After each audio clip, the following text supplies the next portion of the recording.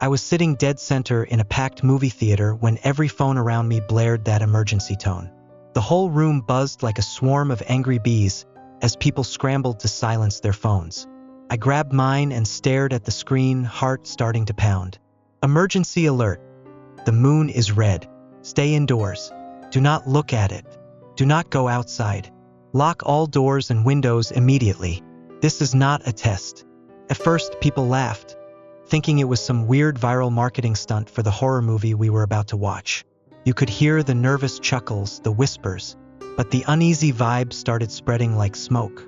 The theater lights flickered, then cut out completely. The screen went dark, power gone.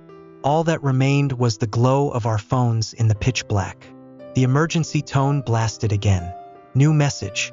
Emergency update. Do not leave the building. Do not look at the moon. Do not let them in. Even if they sound human, do not open the doors. Someone near the front cursed under his breath. People started panicking, pulling out their phones to check the news, but there was nothing. No signal, no updates, no live streams. It was like we were cut off. That's when the knocking started. 3 soft taps from the emergency exit near the screen.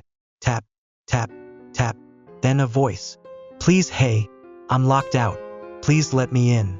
It's not safe out here. A guy named Josh, 2 rows in front of me, stood up, hesitating.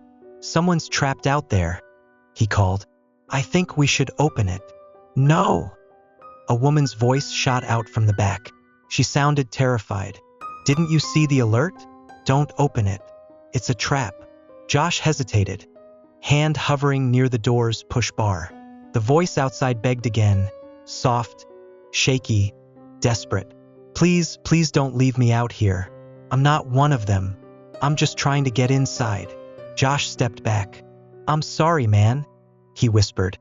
Like the person outside could actually hear him. He didn't open the door. The knocking stopped.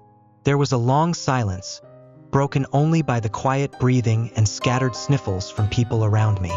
Finally, someone broke the tension. A girl to my left, maybe 19, whispered, "Okay, this is insane. What's going on? Is it a chemical attack? Some kind of mass hallucination?" A guy with thick glasses near the aisle said, "Maybe it's a government blackout. Something leaked out and they don't want us looking at it." A man in the back laughed nervously. "What, like The Ring? We look at the moon and we die in 7 days." "That's not funny," the girl snapped. People started clumping into small groups, arguing, whispering, panicking quietly. Some wanted to block the doors, others wanted to find a way out. One guy said the alerts were fake, that maybe the power outage was part of the movie's marketing. But none of us opened the doors. The knocking never came back. Not yet. Josh sat down next to me, pale, gripping his phone like a lifeline. He glanced at me. "You saw the alert, right? I didn't just imagine that.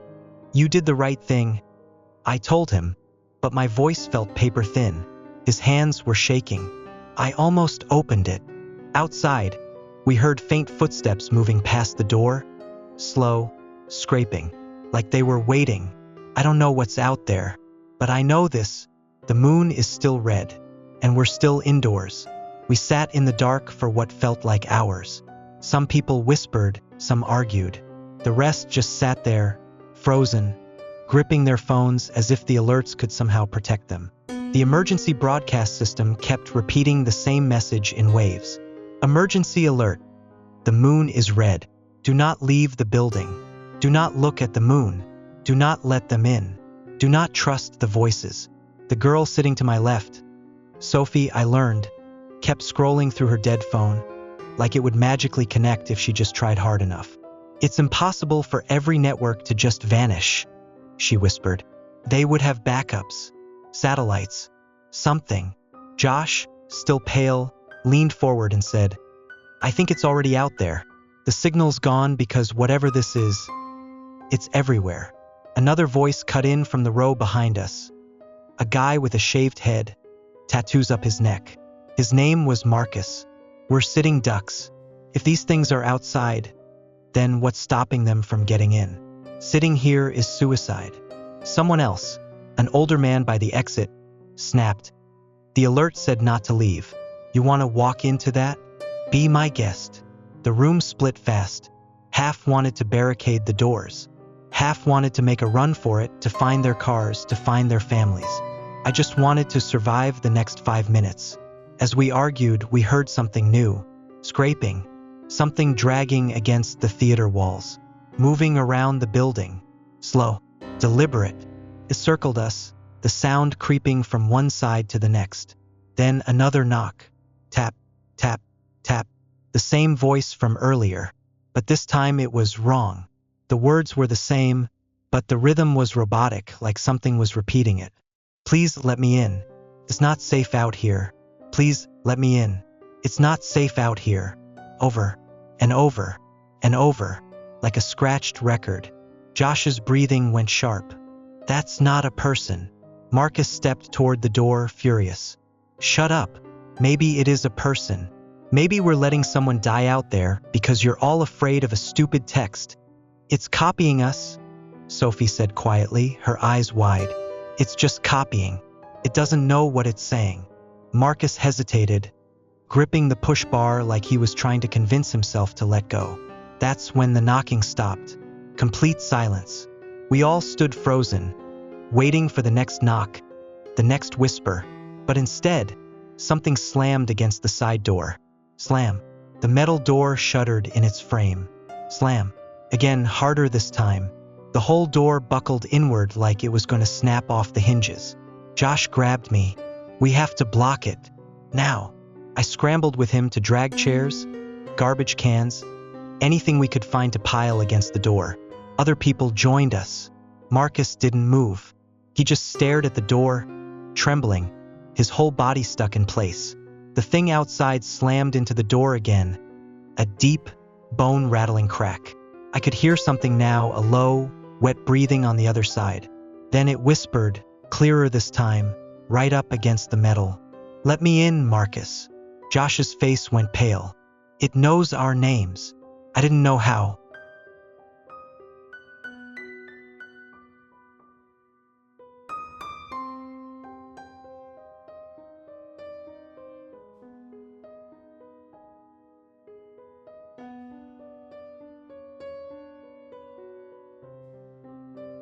We threw everything we could find against the door.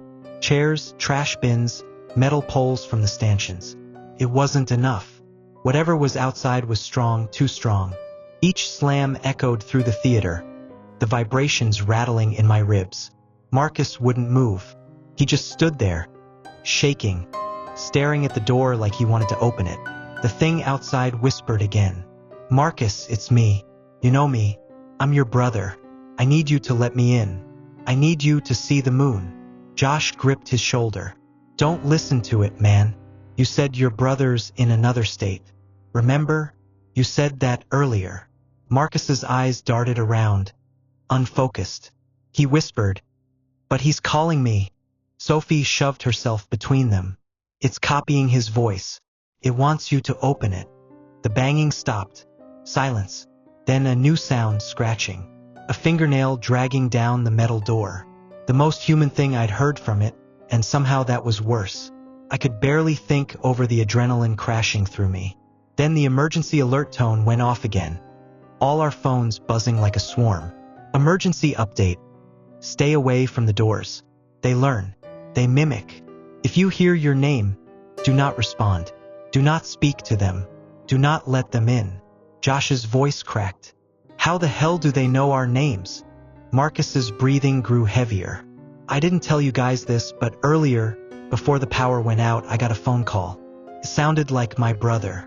He said, "Hey, I'm outside. Look up. Look at the moon." I thought it was a prank. You did look. I asked, my stomach twisting. Just for a second. It was glowing. I don't know why, but I couldn't stop looking. Marcus's hand went to his temple. Now I can't get the voice out of my head. It's like it's still in there, still talking to me. We all backed away from him, fast. Sophie hissed, "You're infected." That's how they know. The theater doors behind us, leading to the lobby, started rattling. Someone screamed from the other side, pounding on the glass. "Help! Please! They're out here. Let us in. A group of people appeared, visible through the glass panel in the dark. 3 of them, faces pale, mouths slack, pounding harder and harder. Josh raised his phone, reading the alert again in a shaking whisper. Don't let them in. Even if they sound human. Even if they look human. The pounding grew faster, more desperate. Then they all stopped. At the exact same time, one of them slowly leaned in, pressing their face against the glass, smiling. Let us in, Marcus. They knew his name too, and they never stopped smiling. Marcus broke. He sprinted toward the lobby doors, ignoring us, screaming, I know you. I know you're my brother. Josh grabbed him, but Marcus shoved him off, wild and sobbing. I ran after him, I don't know why. Maybe I thought I could stop him, maybe I thought we could still save him. Marcus threw the bolt on the door. The figures outside didn't wait. The second the door cracked open, they rushed him. One leapt forward, grabbing his face and ripping it open like a zipper, peeling his jaw straight down the middle. Blood sprayed across the glass as they dragged him out of the theater, into the lobby, into the darkness. The door swung open behind them. Through it I saw the night sky. I saw the moon. Pulsed. It breathed.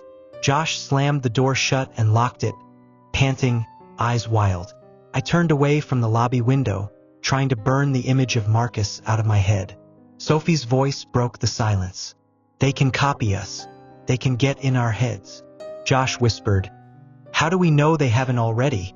The silence after Marcus was dragged away felt heavier than the screaming. No one moved. No one spoke. Some people sat down, shaking. Others paced, whispering to themselves, desperate to figure out what to do. We'd blocked the side door, but the lobby entrance was now cracked open, and I swear I could still hear something moving out there. Quiet footsteps, breathing. Josh wiped the blood off his face with a shaky hand. We're screwed. They're getting smarter. They knew his name. They baited him. Sophie's knuckles were white around her phone. How long do we stay in here? Until the sun comes up? Until help arrives? Josh's laugh was hollow. What help? There's no signal. The alerts are automated. It could be days before anyone gets to us. A small group in the back was still whispering about leaving. One guy, wearing a baseball cap, said, Maybe it's only the moonlight that does this. If we cover our eyes, maybe we can run for it. That's exactly how people die in movies like this, Sophie snapped. But the baseball cap guy wasn't convinced. If we stay here, we're waiting to starve. His girlfriend tugged his arm. Jake, please. We don't even know what's out there. Exactly, Jake said, eyes flashing. We can't just sit here until they get in. We all flinched when the emergency alert buzzed again. Louder, more urgent. Emergency update. Avoid looking at reflective surfaces. They will use them. Do not trust your own reflection. My stomach dropped. There were mirrors in the lobby. There were shiny window panes. There were glass soda doors behind the concession stand. Josh cursed under his breath. They're not just outside. They can get in other ways. As if on cue, a faint scratching sound echoed from the lobby window. I forced myself to peek. I saw someone standing there, Marcus, but his face was wrong. His jaw sagged unnaturally, split at the chin where the creature had torn him open. But now it was somehow closed, sloppy, like someone tried to sew it shut. His skin hung loose, stitched back in the wrong places, his eyes empty, but he smiled. Let me in, the thing whispered through the glass. It's me. I'm okay now. Please let me in. You can trust me. Josh backed away, shaking his head violently. No, no way. I saw him die. I saw what they did to him. Jake's girlfriend started sobbing, her breath short and panicked. What if they can wear us? What if they can just copy us perfectly? We don't know that, Jake barked, but his voice wasn't confident anymore. Sophie glanced around, whispering, How do we even know who's real anymore? The thought cracked something open in all of us. Josh's eyes darted to me, to Sophie, to the others. Suspicion, paranoia. What if one of us already looked at it? What if one of us isn't really us anymore? My throat went dry. The thing outside, the thing wearing Marcus's skin, tapped on the glass, its stitched mouth moving like a bad puppet. Let me in. I remember you. I remember what you said to me. I remember your name.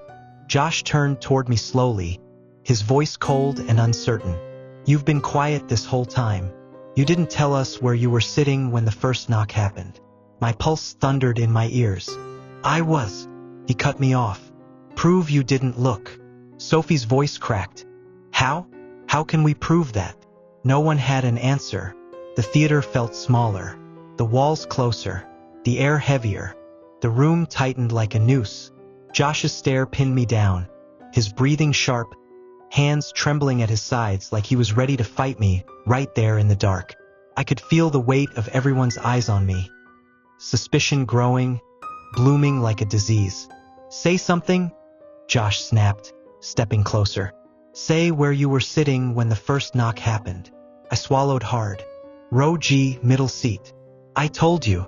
You didn't tell me. His eyes twitched, bloodshot and wild. You didn't tell any of us. You just blended in, quiet, observing. Sophie stepped between us, palms raised. Josh, come on. He's been helping us this whole time. He tried to stop Marcus. That doesn't mean anything, Josh barked, his voice cracking under pressure. The alert said they can copy. They can mimic memories. How do we know they aren't already inside one of us? How do we know he isn't one of them? Outside, the thing wearing Marcus's face continued tapping on the glass, patiently, rhythmically. Tap, tap, tap. Let me in. You know me. I remember you. Josh's hands curled into fists. Tell me something only you would know. Something none of us would know. What? How would that even? Do it. I froze. My mind blanked. I didn't know what to say. We didn't know each other before tonight. There was nothing I could say that would prove I wasn't one of them. Sophie must have seen it in my face. The panic, the hopelessness, because she turned on Josh, shoving him backward. What's wrong with you? You think paranoia is going to save us? You think hurting each other is going to fix this? Josh's breathing was ragged. I'm not going to sit here and wait for one of them to rip my face in half while we trust the wrong person. I don't trust anyone right now, Sophie screamed. Not you, not him, not anybody. But we need each other, or we die alone. The group was falling apart. Some people clung to their seats, avoiding eye contact, while Jake paced near the aisle, still toying with the idea of escape. His girlfriend sobbed in the corner, whispering something to herself over and over. They're not real. They're not real. They're not real. Josh slowly lowered his hands but didn't step away. Fine, but I'm watching you. Every second. I didn't bother responding. It wouldn't matter what I said. The emergency alert tone blasted again, cutting through the tension like a blade. Emergency update. Do not separate. Do not fight each other. Stay together. They feed on division. Do not believe what you hear. Josh laughed bitterly. Yeah? Little late for that. Suddenly, someone screamed from the opposite side of the theater. We whipped around to see Jake's girlfriend pointing at the glass door. Her. Look at her face. It's, oh my God. It's me.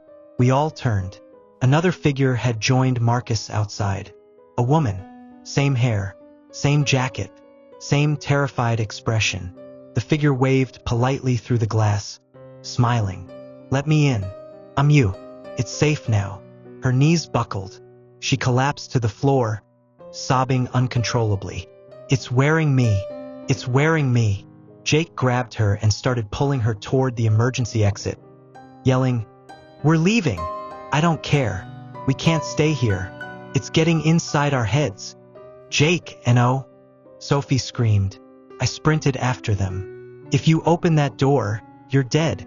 But he was already unlocking the side exit, already pulling it open, and the moonlight spilled in.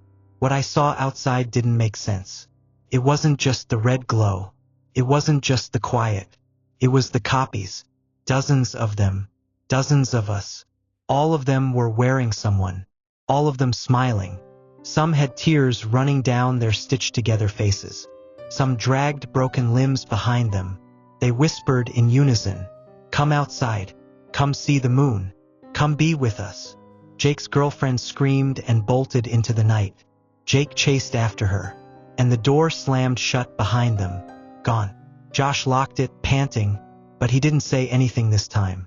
There was nothing left to say. We're trapped. The copies know us. They know our names, and they know we're falling apart. We didn't speak for a long time after Jake and his girlfriend ran out. Josh sat in the aisle, gripping his hair like he was trying to rip his own thoughts out. Sophie paced in frantic circles, mumbling to herself, chewing her nails down to nothing. The emergency alert tone buzzed again. I didn't even flinch this time. My thumb trembled as I read the next update. Emergency update. If they escape, they will spread. Doors must remain sealed. Anyone who leaves is no longer human. Do not let them back inside. I looked at Josh. His face was slack, sweat pouring down his neck. He was still holding the door's handle. His knuckles were white. I whispered, "Do you think they'll try to come back?" "They're gone," he croaked, his voice shredded. "They're gone." I didn't believe it. I don't think he did either. Minutes passed, maybe hours. The knocking didn't return. Neither did the whispers. But the silence was worse. There were only 7 of us left now. I didn't even know all their names. Someone eventually gathered the nerve to suggest we should search the building. Check the storage rooms. Lock down anything we missed. Barricade the last emergency exits. Maybe find food, flashlights, something. Against the alerts, we split into 2 groups. I stayed with Josh and Sophie. The other 4, a man with a limp, an older woman, a teenage girl, and some guy in a janitor's uniform, went to sweep the back hallways. We promised we wouldn't separate further. We promised to come back to the main theater in 10 minutes. We promised to stay human. We moved quickly, checking side doors, twisting locks, piling boxes and seats against the smaller exits.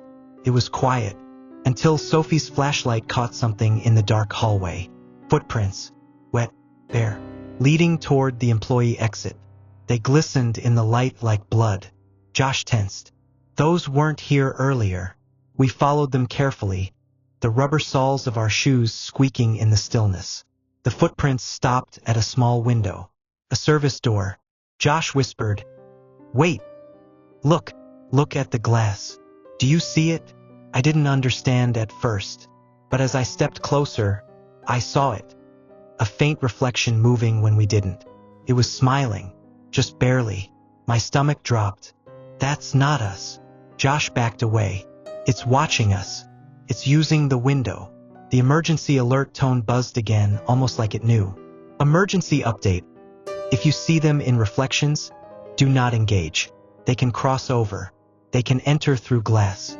Sophie whispered, "We need to break the windows. All of them." But then something else hit me.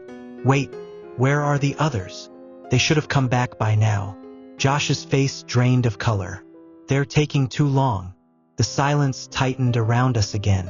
Then the walkie-talkie, one we found in the storage room earlier, crackled to life. A voice came through. "Panicked girl. It's me. It's me. Please, we're trapped. Something's following us. We're at the back. Please help." Josh fumbled for the button. "Stay where you are. We're coming." I grabbed his arm. What if it's not them? What if it's using their voices? The walkie buzzed again. "Please hurry, he's not moving. Oh God. I think he's already been replaced." The voice broke into static. Josh looked at me, desperate. "It sounded real. Or it wants us to believe that," I said. But the truth is, I wasn't sure. None of us were. Sophie's hands shook as she whispered, "So what do we do? Do we risk it? Or do we stay here and wait for them to knock?" We didn't answer right away. We're trapped. We're hunted. And now the voices might already belong to someone we've lost. Josh couldn't sit still. Every second that ticked by felt like hours as we argued about whether to go after the others. The walkie-talkie in his hand buzzed softly, the last message still hanging in the air. "He's not moving. I think he's already been replaced." Static swallowed her words. We hadn't heard anything since. Sophie wanted to stay. The alert said not to separate. We're safe if we stay together. If we go out there, we're just feeding them. Josh's jaw clenched. I'm not leaving them. If it was you out there, I wouldn't hesitate. Her voice cracked. You don't even know their names. That's not the point. I looked at the cracked glass by the service door, the faint reflection still watching us from the other side. This whole thing's a trap. It's using their voices to split us apart. It knows what'll pull us out there. But Josh was already heading for the door. I can't leave them. If you're not coming, fine. I sighed and followed. Sophie cursed and came too. The theater halls were different now. Quieter. The red glow from the lobby had faded just enough to make everything look unreal, like we'd stepped inside a memory that wasn't ours. We moved carefully, avoiding windows, avoiding anything reflective. The smell of old popcorn mixed with something metallic now, something wet. As we turned the corner near the back hallways, we heard it. Dripping. Josh called into the walkie. We're here. Say something. Where are you? A voice crackled back. We're around the corner. Please hurry, he's changing. We sprinted and froze. The man with the limp, his name was Darren, stood alone at the far end of the hall, his back to us, swaying slightly. Darren! Josh yelled. No answer. He just stood there, twitching. The teenage girl's voice came from the walkie. That's not him. He's gone. Please don't go near him. Josh hesitated. Where are you? We'll come to you. Static. Then silence. Josh's voice shook. Why would she stop responding? Sophie whispered. Because she was never there. She's gone. Josh turned toward me, desperation burning in his eyes. You don't know that. You don't know. He stepped forward. Darren? You good, man? Say something. Slowly, Darren turned his head. His neck creaked like rusted metal. His skin sagged unnaturally along his jaw, as if something was wearing him too loose. His lips peeled into a trembling, toothy smile. I remember you, he rasped, his voice too thin, too rehearsed. Come closer. Josh stepped back. What happened to the others? Darren's grin stretched wider. His skin split slightly at the corner of his mouth. They're outside now. You can see them too. Just look. Josh bolted. We ran back the way we came, our footsteps slapping against the sticky theater floor, turning sharp corners in blind panic. A loud crash echoed behind us. I didn't dare look. We made it back to the main theater and slammed the door shut, barricading it with everything we could. Josh's breathing was ragged. They're gone. They're gone. I couldn't help them. Sophie's voice trembled. I told you it was a trap. The emergency alert tone buzzed again. Emergency update. If they speak to you, do not respond. If they follow you, do not run. If you see yourself, do not approach. I blinked. Wait, see yourself. We turned to the back of the theater. Standing there in the aisle was someone else. Someone with my build, my jacket, my hair. It was me. It smiled. And in my voice, it whispered, let me in. Josh's jaw dropped. Sophie stumbled backward. I wanted to scream, but the thing just stood there, grinning, tilting its head like it already knew how this would end. I gripped the barricade tighter. It's not me. Josh's voice was hollow. But how do we know? I stared at the thing wearing my face. It didn't move. It didn't blink. It just smiled my smile. Josh's breathing turned sharp. Panicked. Tell me something right now. Something only you would know. Prove you're not the one standing over there. My mind raced. Nothing made sense. I was me. I never looked at the moon. I never left. But that thing, it looked perfect. Same jacket, same voice, even the same tiny scar on my chin. I don't know what you want me to say, I stammered. Sophie's voice cracked. You have to say something. Anything. The thing spoke, still calm, still patient. Don't listen to him. I remember when we were in row G, middle seat. I remember the soda you spilled on your jeans. I remember the exact words you thought when the first knock happened. Don't look. I remember because I was there. I am you. Josh's hand hovered near the door bolt. That's exactly what I saw. You spilled soda on yourself. You never told us that. My chest tightened. I didn't think it mattered. Sophie's voice trembled. But how does it know that if you never said it? The thing stepped forward, its smile widening, its eyes dull and glassy like a broken doll. Because I am him. I backed away, shaking my head violently. No, I didn't look. I never looked. Josh gripped the handle. What if you did? What if you saw a glimpse when Marcus opened the door? What if it was just enough? Sophie snapped. Stop it. We can't turn on each other now. That's exactly what they want. Josh's face twisted. I'm not risking my life on maybe. The thing took another step forward. Let me in. Josh's knuckles turned white on the door. Tell me, how do I know it's not you? I forced myself to breathe. Because if I was one of them, I wouldn't be standing here begging you to believe me. I pointed at the thing wearing me. I'd already be smiling through your skin. Sophie's eyes darted between us. He's right. The copies don't wait. They take. They don't need to beg. Josh's lip trembled, but his grip loosened. I turned back toward the thing. It was still smiling, but I swear I saw it twitch, just once, like it knew we were starting to believe me. It whispered one last time. I remember you, and then it faded, like a shadow that was never there to begin with. Sophie collapsed into a chair, covering her face. It's getting inside our heads. It doesn't need to break down the door. It just needs us to doubt each other. Josh dropped to the floor, breathing hard. How do we know the next time it's not real? How do we know I'm still me? How do I know you're still you? The emergency alert tone buzzed one last time. Final emergency update. The moon will not leave. They are inside. They are already among you. Trust no one. My stomach dropped. The moon isn't going away. Josh's head tilted slightly, too stiff, too sharp. His voice suddenly calm. Maybe that's okay. Maybe we should stop fighting it. Sophie's breath caught. Josh! He smiled. Slow. Why? I stepped back, my pulse exploding in my ears. No, you didn't. Josh whispered. Come outside. Come see the moon. You'll feel better. You'll feel like us. I turned to Sophie. Her face was pale, her lips trembling, but she didn't run. We bolted together, scrambling over the barricade, sprinting through the theater's maze of halls toward the back exits. Behind us, Josh's voice echoed down the corridors. Let me in. We don't know who's real anymore. We don't know if we made it out. We don't know if we were already replaced. Fi and I didn't stop running. We barreled through exit doors, sprinted across sticky theater carpets, slammed through empty hallways lit only by flickering exit signs.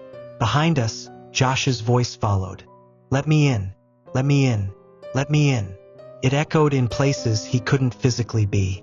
We crashed through the last fire door and shoved it shut behind us, stacking anything we could find to block it. Our chests heaved. My throat burned. We were in the back loading bay. Moonlight bled in through the cracks of the dock doors, just enough to remind us we were still in its world, still under its sky. Sophie collapsed to her knees. We're not gonna make it. Yes, we will. If we can find a car, if we can cover our eyes. But even as I said it, I realized something. The moon never set. The night never moved. The clock on my phone hadn't changed. Time had stopped. The emergency alert tone buzzed one last time. End simulation. The doors behind us burst open. Josh's voice, now layered, robotic, inhuman, whispered one final time. Let me in. I turned. Everything collapsed. The walls fractured like broken glass. The theater dissolved into static. The world shattered around me. I woke up choking on air. Bright white lights, tubes in my arms, heart monitors beeping steadily around me. I was in a hospital bed, wires strapped to my scalp, electrodes suctioned to my chest. Across the room, other beds lined the walls. Other people waking up. Josh, Sophie, Marcus, Jake, the others. All alive, all gasping, shaking, panicked, just like me. A calm voice spoke from a speaker overhead. Subject 004 has successfully exited the Red Moon behavioral trial. I tried to stand, but my legs wouldn't work yet. A man in a lab coat appeared at my side, flipping through a clipboard like none of this was strange. "You've done well," he said, without looking at me. "We've learned a great deal about how fear spreads in isolated groups under simulated panic." I croaked out, What are you talking about? None of it was real." He smiled, almost bored.